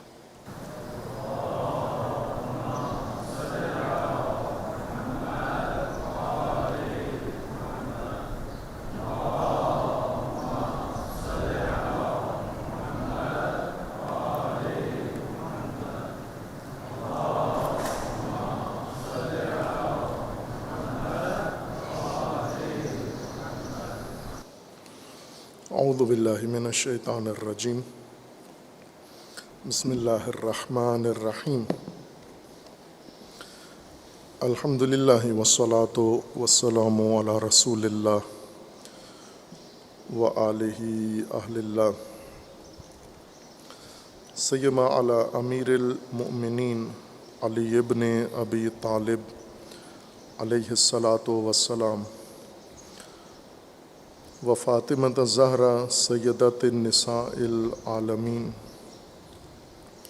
والحسن والحسین سیدی شباب اہل الجنہ، وصبتي الرحمة وعلي بن الحسين ومحمد بن علي وجعفر بن محمد وموسى بن جعفر وعلي بن موسى ومحمد بن علي وعلي بن محمد والحسن بن علي والحجة بن الحسن القائم المنتظر المهدي حجج الله على عباده وأمناؤه في بلاده واللعن على أعدائهم أجمعين من الآن إلى قيام يوم الدين. عباد الله أوصيكم ونفسي بتقوى الله اتقوا الله فإن خير الزاد التقوى. بندگان خدا، آپ سب کو اور اپنے نفس کو تقوی الہی کی وصیت کرتا ہوں، تقوی الہی کی نصیحت کرتا ہوں، تقوی الہی کی جانب دعوت دیتا ہوں و تاکید کرتا ہوں کہ اپنی زندگی تقوی کے مطابق بسر کریں، تقوی کے زیر سایہ زندگی گزاریں۔ تقوی انسان کی زندگی کی حفاظت کی تدبیر ہے۔ حق تعالی نے یہ تدبیر مقرر فرمائی ہے اور انسان نے اس تدبیر کو اپنی زندگی میں نافذ کرنا اور لاگو کرنا ہے۔ تقوی کی عملی تدبیر تقوی کی عملی تصویر امیر المومنین علیہ الصلاۃ والسلام کی زندگی، سیرت اور حکمت ہے۔ امیر المومنین علیہ الصلاۃ والسلام نے حکمت 108 میں فرمایا ہے: لقد علق بنیات هذا الانسان بضعة هي اعجب ما فيه وذلك القلب وله مواد من الحكمة وازداد من خلافها فإن سنح له الرجاء أضله الطمع وإن حاج به الطمع أهلكه الحرص وإن ملكه اليأس قتله الأسف وإن أرز له الغضب اشتد به الغيظ وإن أسعده الرضا نسي التحفظ وإن غاله الخوف شغله الحذر وإن اتسع له الأمن استلبته الغرة وإن أفاد مالا أطغى الغنى وإن أصابته مصيبة فزحه الجزاء وإن عزته الفاقة شغله البلاء وإن جهده الجوع قائد به الضعف وإن أفرط به الشبع قزته البطنة فكل تقصير به مضر وكل إفراط له مفسد۔ اس حکمت کریمہ میں امیر المومنین علیہ الصلاۃ والسلام نے انسان کی مختلف کیفیات ذکر فرمائی ہیں، اور یہ ذکر فرمایا ہے کہ انسان کے اندر ایک ایسا عضو ہے جو رگوں سے آویزاں ہے، رگوں سے جڑا ہوا ہے، اور جس کا نام دل ہے۔ یہ بہت ہی عجیب ہے، اور جو کچھ اس کے اندر ہے وہ عجیب تر ہے۔ لہو مواد من الحکمت و اضداد من خلافها، اس دل کے اندر حکمتیں ہیں اور ان کی متضاد کیفیتیں ہیں۔ فَإِنْ سَنَحَ لَهُ الرَّجَاءُ أَضَلَّهُ الطَّمَعُ، اگر اس کے دل میں امید پیدا ہوتی ہے تو طمع اس امید کو ختم کر دیتی ہے، اور طمع امید کے اثرات کو ختم کر کے انسان کو ذلیل بنا دیتی ہے۔ وَإِنْ حَاجَّ بِهِ الطَّمَعُ أَهْلَكَهُ الْحِرْصُ، اور اگر انسان کے اندر طمع ابھرتی ہے تو حرص و لالچ انسان کو برباد کر دیتی ہیں۔ وَإِنْ مَلَكَهُ الْيَأْسُ قَتَلَهُ الْأَسَفُ، نا امیدی جب انسان کے دل میں آتی ہے تو حسرت اور افسوس انسان کو قتل کر دیتا ہے، نابود کر لیتا ہے۔ وَإِنْ أَرَزَ لَهُ الْغَضَبُ اشْتَدَّ بِهِ الْغَيْظُ، اور جب انسان پر غضب طاری ہوتا ہے تو غم و غصہ انسان کو گھیر لیتا ہے۔ وَإِنْ أَسْعَدَهُ الرِّضَى نَسِيَ التَّحَفُّظ، اور جب انسان رضا و خوشی حاصل کرتا ہے، سعادت اس کو حاصل ہوتی ہے، نسی التحفظ، تو اس وقت حفاظت و تحفظ کو بھول جاتا ہے۔ وَإِنْ غَالَهُ الْخَوْفُ شَغَلَهُ الْحَذْرُ، اور جب اس پر خوف طاری ہوتا ہے تو یہ احتیاط چھوڑ دیتا ہے۔ إِنِ اتَّسَعَ لَهُ الْأَمْنُ اسْتَلْبَتْهُ الْغِرَّةُ، اور اگر اس کو امن اس کو لے لے، امن اس کو میسر آ جائے تو غفلت اس پر طاری ہو جاتی ہے۔ وَإِنْ أَفَادَ مَالًا أَطْغَاهُ الْغِنَى، اگر مال اس کو نصیب ہو جائے تو یہ تونگری کی آفت میں مبتلا ہو جاتا ہے، طغیان آ جاتا ہے، غنا و بے نیازی کے نتیجے میں اس کے اندر طغیان آ جاتا ہے دل کے اندر۔ وَإِنْ أَصَابَتْهُ مُصِيبَةٌ فَضَحَهُ الْجَزَاءُ، جب کسی مصیبت میں گھرتا ہے، اس پر کوئی مصیبت ٹوٹتی ہے، اس وقت بے تاب ہو جاتا ہے۔ وَإِنْ عَزَّتْهُ الْفَاقَةُ شَغَلَهُ الْبَلَاءُ، اور جب توحید دست و تنگ دست ہو جاتا ہے، مفلس ہو جاتا ہے، اس وقت بلا اس کے اوپر طاری ہو جاتی ہے۔ وَإِنْ جَهَدَهُ الْجُوعُ قَعَدَ بِهِ الضَّعْفُ، اور اگر اس کو بھوک طاری ہو جاتی ہے اس کے اوپر تو اس وقت اس کو کمزوری بٹھا دیتی ہے۔ وَإِنْ أَفْرَطَ بِهِ الشِّبَعُ قَزَّتْهُ الْبِطْنَةُ، اور جب اس کو وافر مقدار میں کوئی چیز میسر آتی ہے، شکم پوری ملتی ہے، تو اس وقت یہ پرخوری کرتا ہے، زیادہ کھاتا ہے۔ وَكُلُّ تَقْصِيرٍ بِهِ مُضِرٌّ، ہر قسم کی کوتاہی اس دل کے لیے مضر ہے۔ وَكُلُّ إِفْرَاطٍ لَهُ مُفْسِدٌ، اور ہر قسم کا افراط دل کو تباہ کر دیتا ہے۔ خوب، یہ بہت ہی جامع حکمت ہے، اور امیر المومنین علیہ الصلاۃ والسلام نے انسان کا ایک نفسیاتی تجزیہ کیا ہے، نفسیاتی معائنہ ہے امیر المومنین کا انسان کے لیے۔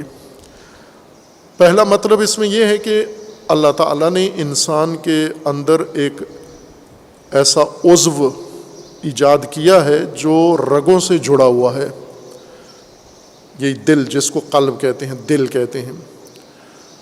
اب یہ مطلب بھی قابل توجہ ہے، اور وہ یہ کہ امیر المومنین علیہ السلام نے اس کے بعد جتنے مطالب بیان فرمائے ہیں، صفات و کیفیات، قلبی کیفیات ہیں انسان کی، اور بیشتر کا تعلق انسان کے نفسانی خلقیات سے ہے، عادتوں سے ہے، صفات سے ہے، اور انسان کے اندرونی غرائز اور احساسات سے ہے۔ دو قسم کی کیفیتیں انسان کے اندر ہیں، جن کو اصطلاح میں ایک کو غریزہ کہتے ہیں اور دوسرے کو احساس۔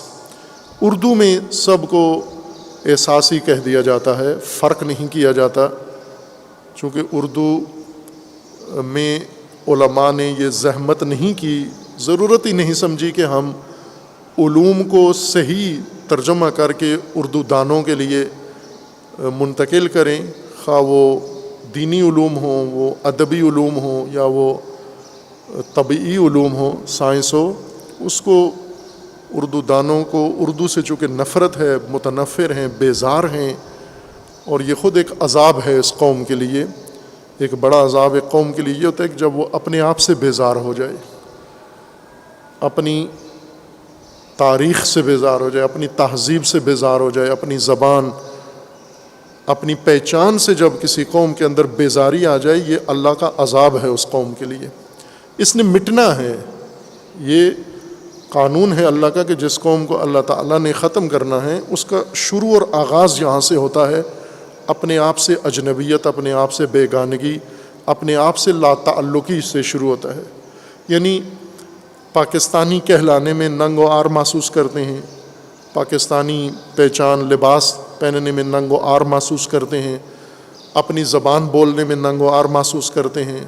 جب یہ دوسروں کی زبانیں بولتے ہیں تو بہت فخریہ انداز سے ان کو بڑی بڑھائی اور برتری کا احساس ہو رہا ہوتا ہے۔ اس وقت یہ سمجھتے ہیں کہ ہم غلطی سے اس سرزمین پر ہیں، ورنہ ہم تھے کسی اور خطے کے لوگ تھے، یہاں غلطی سے پیدا ہو گئے ہیں۔ یہ بہت ہی بری علامت ہے، اپنے آپ سے اجنبیت، اپنے آپ سے بیگانگی، اور یہ جو غلامی کی زندگی گزاری ہے ہم نے انگریزوں کے تحت، یہ اس کے اثرات ہیں۔ یہ اس 200 سالہ انگریزی غلامی کا نتیجہ ہے کہ خون میں رگوں میں رچ بس گئی ہے، اور نسل غلامان ابھی آگے چل رہی ہے۔ اس وجہ سے ہماری زبان بھی بہت فقیر زبان ہے، اردو توانا ترین زبان ہے گنجائش کے لحاظ سے، لیکن اپنے سرمائے کے لحاظ سے، معنی کے لحاظ سے دیکھیں تو اس میں کوئی مطلب ادا کرنا مشکل ہوتا ہے۔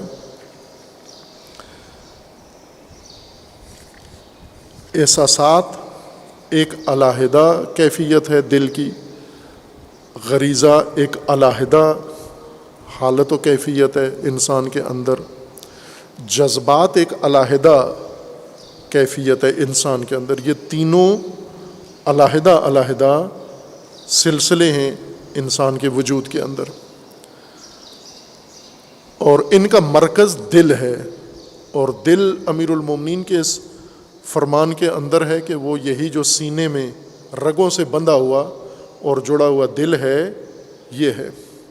خوب یہاں ایک پیچیدگی پیدا ہوتی ہے، جیسا قرآن کریم کی بعض آیات کے بارے میں بعض لوگوں نے اس کی نشاندہی کی ہے کہ جو کچھ انسان علوم جس بات کو ثابت کرتے ہیں، تجرباتی علوم یا عقلی علوم، اور بعض اوقات ہم قرآن کریم میں یا رسول اللہ صلی اللہ علیہ وآلہ وسلم کی احادیث میں یا ائمہ اطہار کے کلام میں ایسے مطالب پاتے ہیں جن میں آپس میں تضاد اور ٹکراؤ ہوتا ہے، اور اس صورت میں کیا کریں؟ ہم علوم کو رد کر دیں اور ان نصوص کو قبول کریں، یا الٹ نصوص کو رد کر دیں، علوم کو ہم قبول کریں، یا نہ؟ یہ دونوں درست کام نہیں ہے، نہ علوم کا انکار کریں نہ نصوص کا انکار کریں، بلکہ ایک تیسرا راستہ ہے، اور وہ یہ ہے کہ نصوص اور علوم کی مراد کو سمجھیں، ان کے مدلول کو سمجھیں، ان کے اندر جو مقصود ہے اس کو سمجھیں۔ جیسا مجھے یاد ہے ایک بزرگوار دانشور دانشمند قم مقدسہ آئے تھے، اور ان کے ذہن میں انہوں نے کہا میرے بہت سارے سوالات ہیں کچھ قرآن کریم کے متعلق، تو اگر کوئی ایسی شخصیت ہو جو مجھے ان کا جواب دیں۔ ہمیں یہ سعادت حاصل تھی کہ اس عصر کے سب سے بڑے مفسر حضرت آیت اللہ العظمیٰ جوادی عاملی دامت ظل العالی، ان کے محضر میں قرآن بھی اور دیگر علوم بھی تحصیل کرتے تھے، تو ان کی بھی ارادہ یہی تھا کہ مجھے ان کے پاس لے جائیں تاکہ میرے کچھ سوالات ہیں۔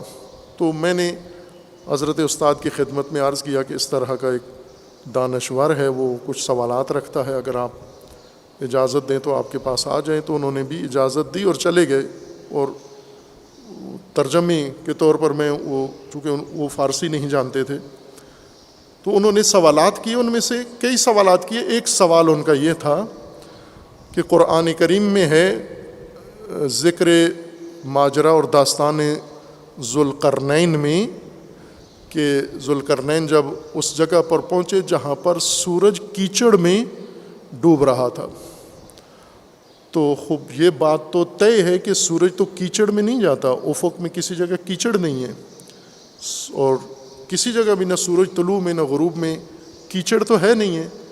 اب یہ وہ چیز ہے جو مشاہدے میں بھی ہے، اور یہ وہ چیز ہے جو علوم نے بھی ثابت کی ہے کہ سورج کہیں بھی کیچڑ میں نہ گزرتا ہے نہ اس کے راستے میں کوئی کیچڑ آتا ہے۔ یہ جو بادل ہیں یہ بھی سورج سے بہت نیچے ہیں، سورج کے قریب بادل بن ہی نہیں سکتے، سورج کی گرمی اتنی ہے، حرارت اتنی ہے کہ وہاں کوئی چیز ٹک نہیں سکتی۔ تو یہ کیا قرآن کریم میں تو صاف لکھا ہوا ہے کہ سورج وہاں پر کیچڑ میں ڈوب گیا، وہاں ذوالقرنین پہنچے جہاں سورج کیچڑ میں ڈوب گیا۔ تو ایک طرف سے قرآن ہے، بہت ہی مؤدب وہ دانشور تھے کہ ایک طرف قرآن ہے، اللہ کا کلام ہے، ہم اس کو بھی رد نہیں کر سکتے، ایک طرف علوم ہیں اور مشاہدات عقل ہے، اس کو بھی نہیں ہم ٹھکرا سکتے۔ تو یہ ایک کشمکش بن گئی ہے۔ تو آپ چونکہ مفسر ہیں تو آپ بتائیے یہ کیا۔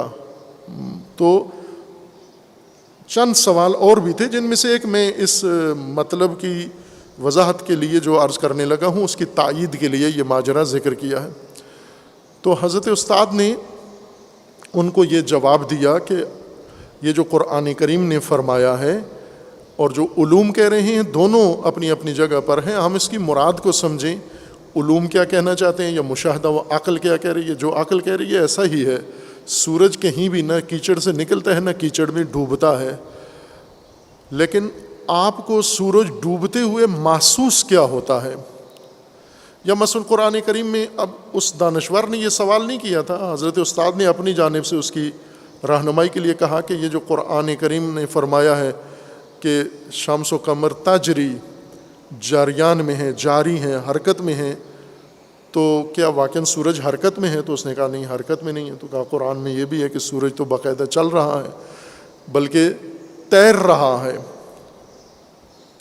سباحت کر رہا ہے، تو کیا واقعاً سورج تیر رہا ہے کسی جگہ؟ تو یہ یعنی اس کے سوال میں مزید اضافہ کیا، اس کے سوال کو پختہ کیا کہ یہ ایک مورد نہیں ہے، متعدد آیات میں اس طرح کی باتیں ہیں۔ تو پھر یہ فرمایا کہ چونکہ قرآن انسان کے لیے ہے، تو قرآن نے جو منظر انسان محسوس کر رہا ہے وہ انسان کو بتایا ہے کہ انسان کو کیا لگتا ہے۔ مثلا ہم زمین پہ جب کھڑے ہو کے دیکھتے ہیں تو ہمیں زمین گھومتی نظر آتی ہے یا سورج گھومتا نظر آتا ہے؟ آج جب کہ سائنس نے ثابت کر دیا اور سب سائنسدان ہیں، یہ سائنسدان بھی کیا کہتے ہیں، زمین طلوع ہو گئی ہے یا سورج طلوع ہو گیا ہے؟ ابھی بھی آپ انٹرنیٹ کھولیں، کسی بھی سائنس کی ویب سائٹ پہ دیکھیں یا محکمہ موسمیات جو سائنس کے ذریعے سے اوقات کرتے ہیں، تدبیر بتاتے ہیں، تقویم، وہ کیا لکھتے ہیں؟ سن رائزنگ اور سن سیٹ اور سن رائز کس کو کہتے ہیں؟ طلوع اور غروب۔ خود سائنسدان ہے، محکمہ موسمیات میں سائنس پڑھ کے لگا ہے اور کہہ کیا رہا ہے؟ سن رائز ٹائم کیا ہے؟ خوب سن تو رائز نہیں ہوتا، سن تو سیٹ نہیں ہوتا، نہ ڈوبتا ہے نہ نکلتا ہے، تو پھر کیوں تو لوگوں کو گمراہ کر رہا ہے؟ اس لیے کہ لوگوں کو یوں ہی محسوس ہوتا ہے کہ سورج نکلتا ہے اور سورج ڈوبتا ہے، اور لوگوں نے اپنے معاملات کو اس طرح سے نہیں رکھا ہوا جس طرح واقعیت میں ہے۔ لوگ اپنے معاملات کو اس چیز کے ساتھ منظم رکھتے ہیں جیسا وہ مشاہدہ کر رہے ہیں، جیسا دیکھ رہے ہیں، اور وہ مشاہدے میں سورج کو ڈوبتا نکلتا دیکھتے ہیں، زمین کو ڈوبتا نکلتا نہیں دیکھتے، زمین کو چلتا ہوا نہیں دیکھتے۔ یہ آپ نے عقل سے اور سائنس سے ثابت کیا کہ زمین گھوم رہی ہے، اور یہی جنہوں نے ثابت کیا ہے جب یہ وقت بتاتے ہیں تو سن رائز سن سیٹ کہتے ہیں۔ یہ تو جو مشاہدہ ان کا اور ہے، ان کا دلیل ان کی اور ہے۔ خوب باہر کے میں یہ اشارہ کرنا چاہ رہا تھا کہ امیر المومنین علیہ السلام نے فرمایا کہ یہ ساری کیفیات، احساسات اور غریزی کیفیات، یہ ساری انسان کے دل میں ہیں، متضاد چیزیں، حکمتیں بھی ہیں اور منفی ان کی صفات بھی انسان کے دل کے اندر ہیں کہ انشاءاللہ ایک ایک کر کے بیان کریں گے۔ یہ اس دل کے اندر ہیں جو رگوں کے ساتھ جڑا ہوا ہے۔ کیا واقعاً رگوں کے ساتھ جڑے ہوئے دل میں یہ احساسات ہیں، یہ کیفیات اس میں ہیں؟ وہ مسلم نہیں ہیں، چونکہ اس دل میں صرف خون ہے، خون پاس کرتا ہے، پمپ ہے یہ۔ اگر وہ جو انسان زیادہ سے زیادہ جو مادی تفکر رکھنے والوں نے انسان کے متعلق تشریح کی ہے، انسان کے علم، ادراک، احساسات کی، انہوں نے انسان کے ذہن کو مرکز قرار دیا ہے۔ انہوں نے بھی اس دل کو، ہارٹ جس کو آپ کہتے ہیں، اس کو نہیں قرار دیا کہ یہاں پر مثلا حافظہ اس پمپ میں نہیں ہے، وہ کہتے ہیں کھوپڑی میں ہے، کھوپڑی میں مغز ہے، مغز ہے مرکز، یعنی جو سائنس کے نام سے جو فلسفہ پیش کرتے ہیں نا، یہ مطلب سائنس کا تو نہیں ہے، موضوع نہیں ہے، یہ موضوع فلسفہ کا ہے، لیکن وہ سائنس کو ہی فلسفہ بنا کر دلیل قرار دیتے ہیں کہ یہ سب کچھ انسان کے مغز میں انجام پاتا ہے۔ مغز کھاتے ہیں نا، بکرے کا کھایا ہوگا ابھی عید پہ آپ نے، اب یہ جامعہ والوں نے پھینک دیا مغز سارا نکال کے، چونکہ بکرے کا مغز محفوظ رکھتے ہیں جب انسان کا مغز محفوظ ہو، تو اگر انسان کا ہی مغز محفوظ نہیں ہے تو بکرے کا کیسے محفوظ رکھیں گے؟ اتنی قیمتی چیز انہوں نے ضائع کر دی۔ مغز میں ان کا مادی مفکرین کا یہ دعویٰ ہے کہ انسان کی سوچ، علم، حافظہ، میموری، یاداشت، پلاننگ، منصوبہ، یہ سب مغز کرتا ہے، ارادہ عزم مغز کرتا ہے، سب تشخیص ساری مغز کرتا ہے۔ وہ بھی دل کے بارے میں علوم بھی نہیں کہتے، سائنس کا بھی یہ دعویٰ نہیں ہے کہ اس دل کے اندر یہ سب کچھ ہوتا ہے، وہ کہتے ہیں مغز کے اندر ہوتا ہے۔ لیکن فلسفہ کا یہ دعویٰ ہے اور نصوص دینی کا کہ یہ سب کچھ روح میں ہوتا ہے، نفس میں ہوتا ہے۔ انسان کے اندر یہ جسم ہے، جس طرح قرآن کریم کا فرمانا ہے کہ جسم ہے اور روح ہے، اور یہ احساسات بھی روح کے ہیں، جذبات بھی روح کے ہیں، غریزے بھی روح میں ہیں، اور منفی مثبت حکمتیں، علم، یہ بھی روح میں ہیں، رجحانات سارے روح میں ہیں، اور اسی طرح آپ کا ادراک، آپ کا علم، آپ کا حافظہ، آپ کی میموری، یہ سب کچھ روح میں ہے، بدن میں نہیں ہے یہ۔ لیکن دوسری طرف سے فلسفہ نے یہ بھی بیان کیا ہے کہ یہ سب کچھ روح میں ہوتے ہوئے بدن سے ان کا تعلق ہے، ربط ہے، کنیکشن ہے روح کا جسم کے ساتھ، بہت ہی گہرا تعلق ہے اس کا۔ اور یہی اگر انسان کو سمجھ میں آ جائے روح و جسم کا تعلق، زندگی، موت، دنیا و آخرت ایک جملے میں حل ہو جاتی ہے۔ من عرف نفسہ فقد عرف ربہ، اور علامہ کے بقول کہ اگر خودی کا راز تو نے پا لیا تو نے خدائی کا راز بھی پا لیا ہے، یہ حقیقت ہے یہ۔ لیکن یہ راز سمجھنے کے لیے اتنا مشکل نہیں ہے۔ میں نے بارہا کہا ہے کہ جو چیز انسان کی ہدایت کا حصہ ہے وہ مشکل نہیں ہے، چونکہ اگر وہ مشکل ہو، ناقابل فہم ہو، تو نقض غرض علماء اس کو کہتے ہیں، یعنی اللہ کے مقصد کے خلاف ہے، غرض کے خلاف ہے، جو چاہ رہے ہیں اسی کے خلاف ہے۔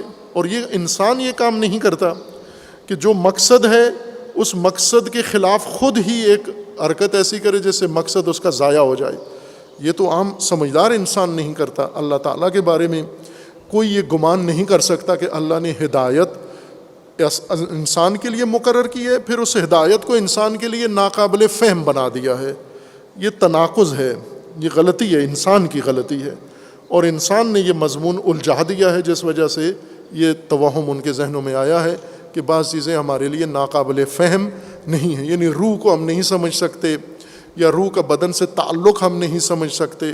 یہ آسان ہے، ہم نے ذہن کو اکڑایا ہوا ہے۔ جیسے میں نے مثال دی، ٹیکے کے وقت آپ بدن اکڑا لیتے ہیں، مسل ٹائٹ کر لیتے ہیں، پھر سوئی جاتی ہے اور درد ہوتا ہے۔ نرم رکھا کریں، جب ٹیکا لگے تو بدن کو بالکل ڈھیلا چھوڑ دیں، درد آدھے سے بھی کم ہو جائے گا آپ کا۔ چونکہ جب آپ کو مسل کا انجیکشن لگتا ہے نا تو اس میں دوائی اندر ڈالی جاتی ہے، اور دوائی پھر اندر چلتی ہے مسل کے اندر۔ رگوں والی تو مشکل نہیں ہے، رگ آپ ٹائٹ نہیں کر سکتے، رگ جیسی ہے ویسے ہی ہے، لیکن مسل آپ ٹائٹ کر لیتے ہیں، تو مسل کی دوائی پھر ٹائٹ اس مسل میں آگے جانا اس کے لیے مشکل ہوتی ہے اور درد ہوتا ہے۔ جتنا بدن نرم رکھیں گے سہولت ہوگی۔ اسی طرح مطلب کو سمجھتے ہوئے، درس پڑھتے ہوئے، علوم پڑھتے ہوئے، قرآن پڑھتے ہوئے، ہدایت پڑھتے ہوئے، خطبہ سنتے ہوئے بالکل ریلیکس، نرم رکھیں جسم کو، ذہن کو، دماغ کو، دل کو، روح کو نرم رکھیں۔ ہر چیز اترتی جائے گی اس دوائی کی طرح، اندر آہستہ آہستہ سرایت کرتی جائے گی، اپنی جگہ پہنچ جائے گی۔ ٹائٹ کرتے ہو مسئلہ بن جاتا ہے۔ ٹائٹ کیوں ہے؟ چونکہ ہمیں کہا گیا یہ سمجھ میں آتی نہیں ہیں، یہ چیزیں آتی ہیں۔ یہ احساسات جو امیر المومنین علیہ السلام فرما رہے ہیں یہ روح کے احساسات ہیں، لیکن حضرت یہاں پر دل، انسان کے رگوں سے بندھے ہوئے دل کی طرف منسوب کر رہے ہیں۔ اس کی وجہ یہ ہے کہ دل اور روح کا آپس میں تعلق ہے، اور انسان جو محسوس کرتا ہے، ہر انسان وہ اپنے ان اعضاء میں اس تاثیر کو محسوس کرتا ہے۔ مثلا جب آپ کو ڈر لگتا ہے تو کون دھڑکتا ہے؟ تیز دھڑکن کس میں آتی ہے؟ دل میں آتی ہے۔ ڈر دل میں نہیں ہوتا، ڈر روح میں ہے، لیکن دھڑکن دل کی تیز ہو جاتی ہے۔ چونکہ محسوس ہمیں یہ ہوتا ہے، جب ہمیں خوشی ہوتی ہے تو بھی آپ کو اپنی جو وسعت ہے دل میں محسوس ہوتی ہے، وہاں پر بھی احساس دل میں پیدا ہوتا ہے، یعنی ایسے لگتا ہے مجھے کہ دل میں یہ سب کچھ ہو رہا ہے۔ اور بہت سارے، اور جب آپ کو غضب آتا ہے تو آپ کی یہ کیفیات دل میں یہ احساس آپ کا محسوس کرتے ہیں، آپ محسوس یوں کرتے ہیں۔ اصل کام سارے روح کے ہیں، لیکن روح بدن کے ساتھ جڑی ہوئی ہے، اور روح میں جب کوئی یہ ادراکات آتے ہیں، احساسات آتے ہیں، جذبات امڑتے ہیں، روح اور جسم کا تعلق گاڑی اور سوار والا نہیں ہے۔ روح اور جسم کا تعلق بہت لطیف، بڑا خوبصورت ہے۔ کسی وقت پہلے بیان کیا ہوا ہے، لیکن اس پہلے بیان کو تو دفن کر دیا گیا ہے، نہ آپ اس کو، موجود تو ہے، انٹرنیٹ پر موجود ہے، کتابی شکل میں موجود ہے، دروس کی شکل میں موجود ہے، مجالس میں موجود ہے۔ مجھے یاد ہے ایک جگہ مجالس محرم میں نے یہی مضمون لوگوں کو سمجھایا، تو ایک مومن نے کہا ہم تو رونے آئے تھے، تو آپ نے ہمیں کیا مضمون سنا دیا؟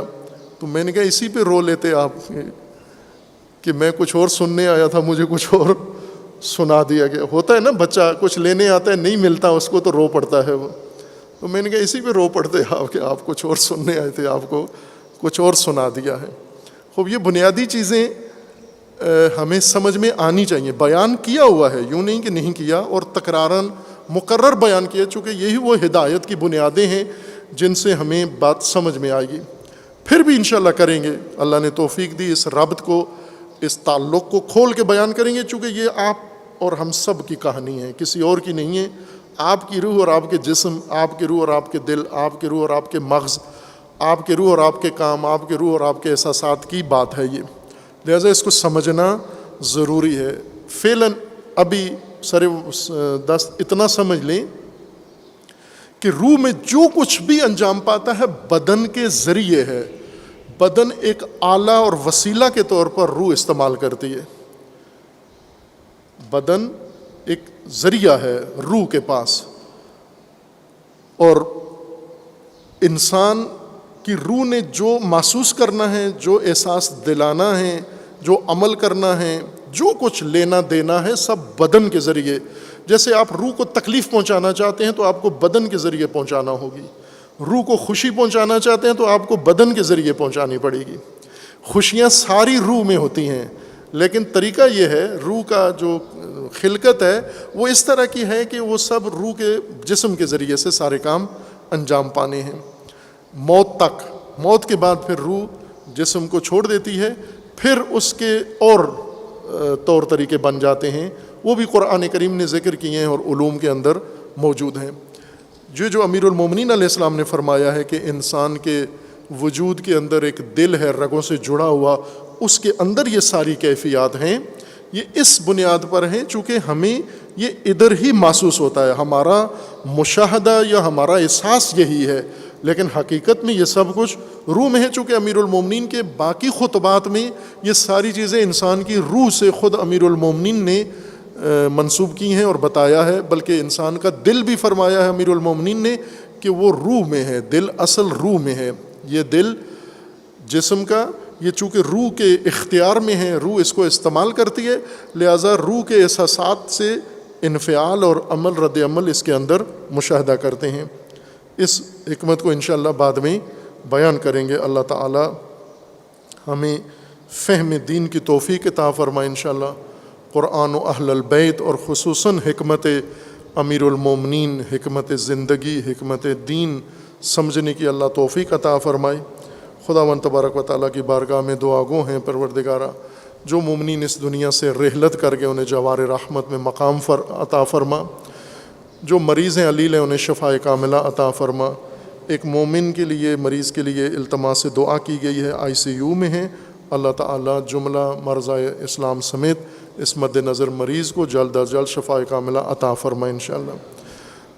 خداوند تبارک و تعالیٰ تمام مومنین مومنات سب کے حاضرین غائبین کے گناہ صغیرہ و کبیرہ کو معاف فرمائے انشاءاللہ، اور خداوند تبارک و تعالیٰ ہم سب کو فہم قرآن و دین و تعلیمات اطرت عطا فرمائے انشاءاللہ۔ اللہ تعالیٰ تمام مسلمین کو ظلم و ستم سے نجات عطا فرمائے اور ان ظالمین کو ظلم سمیت نابود فرمائے۔ دعا ہے پروردگار کی بارگاہ میں اللہ تعالیٰ پاکستان کی حفاظت فرمائے اور پاکستان کے اندر امن و امان قائم ہو انشاءاللہ، اور خداوند تبارک و تعالیٰ پاکستان کو اندرونی بیرونی دشمنوں کے شر سے محفوظ فرمائے، اس ملک کے ساتھ خیانت کرنے والوں کی خیانتوں سے اللہ اس کو محفوظ فرمائے، اور باقی ممالک اسلامی میں جو مظلومین ہیں، مظلومین کشمیر ہیں، فلسطین ہیں، یمن، عراق، لبنان، افغانستان، اللہ تعالیٰ ان سب کو ظالم نظاموں سے نجات عطا فرمائے۔ امریکہ اور صہیونزم کو اللہ تعالیٰ نابود فرمائے اور ان کے شر سے مسلمانوں کو اور انسانوں کو نجات عطا فرمائے۔ دعا ہے اللہ تعالیٰ کی بارگاہ میں خداوند تبارک و تعالیٰ اپنے ولی حق ولی اللہ العظم اجل اللہ تعالیٰ فرج و شریف کا جلد از جلد ظہور فرمائے، ہمیں حضرت کے اعوان و انصار میں سے ہونے کی توفیق عنایت فرمائے انشاءاللہ۔ اعوذ باللہ من الشیطان الرجیم، بسم اللہ الرحمن الرحیم، قل هو اللہ احد اللہ الصمد لم یلد ولم یولد ولم یکن لہ کفوا احد۔